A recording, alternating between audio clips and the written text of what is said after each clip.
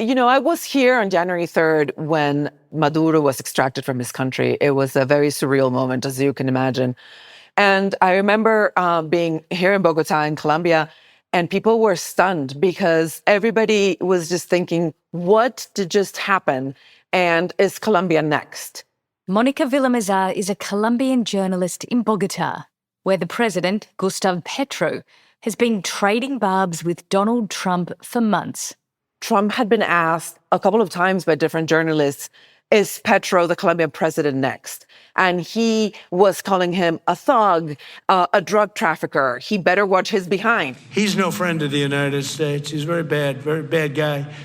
And he's got to watch his ass because he makes cocaine and they send it into the United States of America from Colombia. There is absolutely no proof that Petro was a drug trafficker whatsoever, but he kept sort of saying that there could be strikes on land in Colombia. He has cocaine mills and cocaine factories. He's not going to be doing it very So there will long. be an operation by the U.S. and It sounds good to me.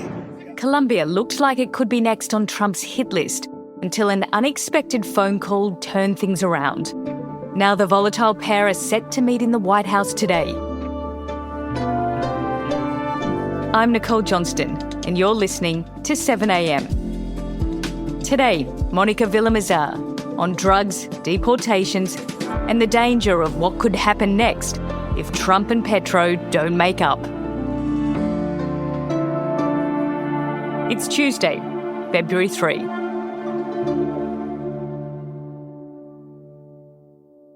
So, Monica, where does this all begin between Trump and the Colombian president, Gustavo Petro?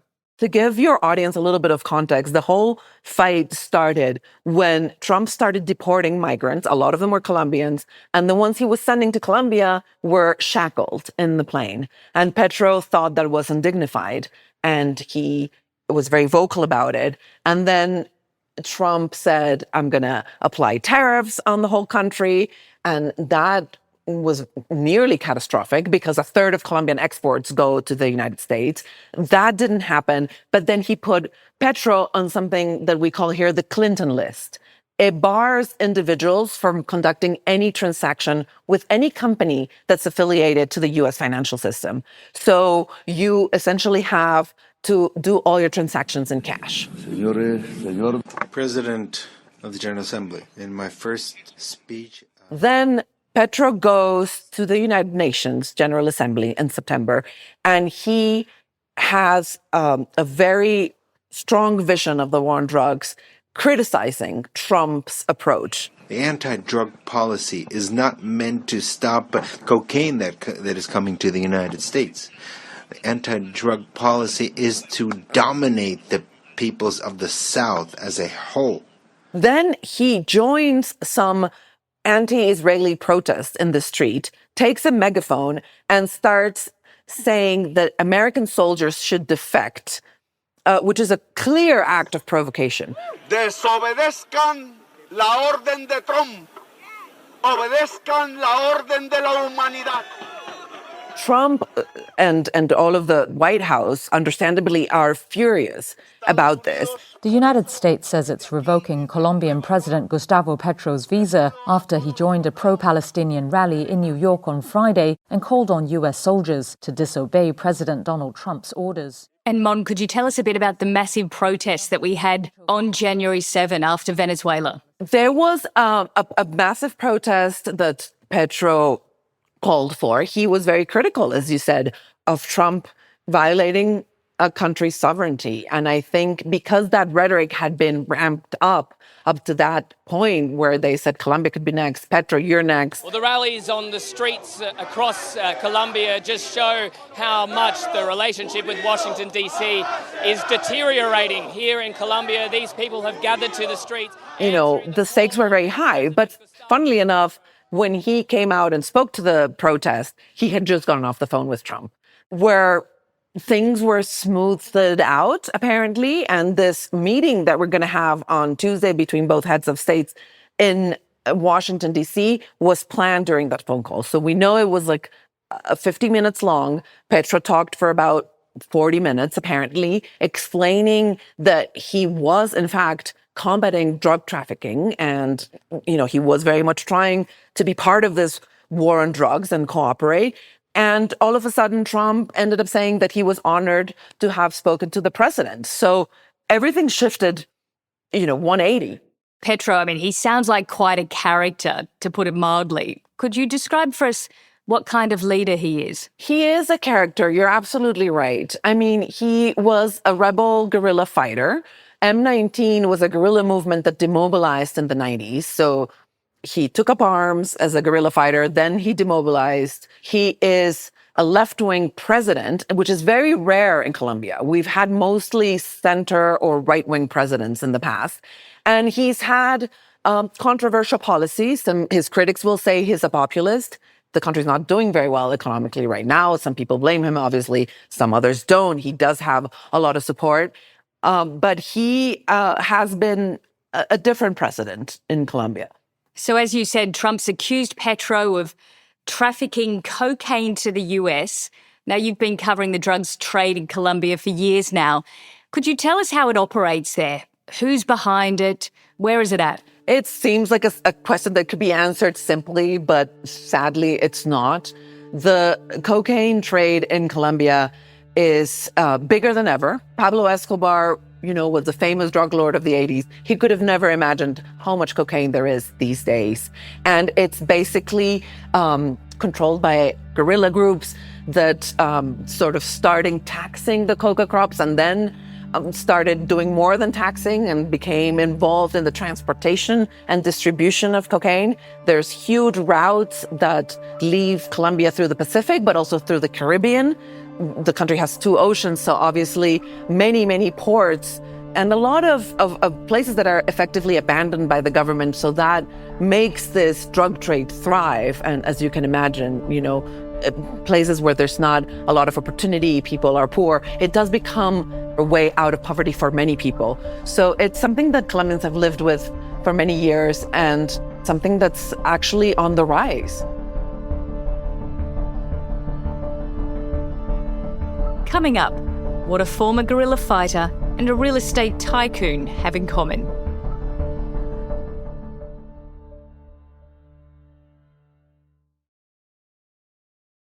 So we now have this meeting set for Tuesday in the US between Trump and Petro. What is it that each leader wants to try and get out of it? Well, look, I think Colombia, because of its economy, the ties it has with America, it has been America's closest ally in the region for decades. They have military cooperation. The biggest source of financial investment, independent investment in Colombia is America. I think Petro really wants to keep these ties close.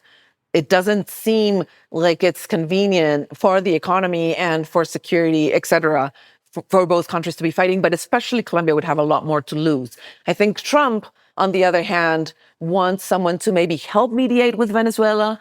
Petro is very close and was very close to Maduro, and he's still close to the government there. It's better to have an ally in the region like it always has been in terms of counter narcotics. But the real problem is drug trafficking. And I think maybe Trump feels that if they work together, they can achieve more than fighting. It's hard to tell. It really is a wild card. A lot of people here are sort of saying this could go very well or it could go very, very badly, almost like a sort of repeat of the Zelensky disastrous White House meeting that you probably remember. So, Mon, it sounds like there's a lot riding on this meeting between the two of them. What could it actually mean for the rest of Latin America, not just Colombia? It's a very good question. The thing that Trump is probably thinking long term is maybe recovering some of the influence that America had economically, financially, in terms of oil, for instance, from the region, being more, having better ties and exploiting these resources more so that China and other players don't. You know what I mean? It's a lot more about geopolitics. So I think he wants to rely more on these neighboring countries, these countries that have historically been very close to the United States. He doesn't want China, Russia, et cetera, to have a growing influence, which they were having in Latin America. And I think it's really interesting to see people that are, or leaders that really admire Trump, that have become his friends, like Milei in Argentina, how Trump has really given him a lifeline. He saved an economy that was effectively in shambles. So he's trying to show that maybe it pays to be on his side. But of course, there's a lot of history that that doesn't help in terms of these countries having a colonial past with the United States. So, Mon, all eyes are going to be on DC in this big meeting between Trump and Petro. What do you think is the best way for Petro to go about dealing with Trump? Because he's been pretty bullish so far. Is that working for him? I think being bullish hasn't worked. Trump doesn't take sort of humiliation or provocation very well. And I think he has definitely shown that he is willing to change his tone a little bit regarding Trump. And vice versa. Trump really did say it was an honor to speak, and I quote the word, an honor to speak to President Petro. He explained things, I understand it better. Now, very recently, he's also talked about Maduro being sort of kidnapped and spoken against it. So I don't think they ever see eye to eye on Venezuela. What's really interesting is that they have very opposing personalities. They sit at opposing ends of the political spectrum. They couldn't be more different than each other. You have a real estate tycoon from New York and this former guerrilla fighter who demobilized in the 90s. But they are very similar as well. They have these kind of very larger-than-life personalities. They can be quite controversial. They always take to Twitter and ranting and sort of attacking each other. But let me remind you that this meeting that we're going to see is still very much a wild card. Nobody knows what's going to happen. And both personalities being sort of bombastic and controversial, it'll be very interesting to see what's going to come out of it. Mon, thank you so much for joining us on 7am. Thank you so much for having me.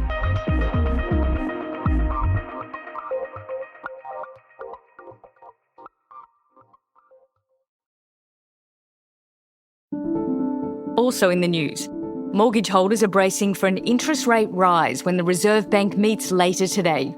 The majority of economists are expecting a 0.25% jump in the official cash rate due to a bump in inflation over December. It's a big U-turn for the RBA, which cut interest rates as recently as August. And Australia's biggest political donors have been revealed, with Clive Palmer topping the list. Palmer donated $53 million to his own Trumpet of Patriots party, while Gina Rinehart's company donated almost $1 million to right-wing political lobby group Advance. Labor scored more than $4 million worth of donations from the unions. I'm Nicole Johnston. This is 7am. Catch you later.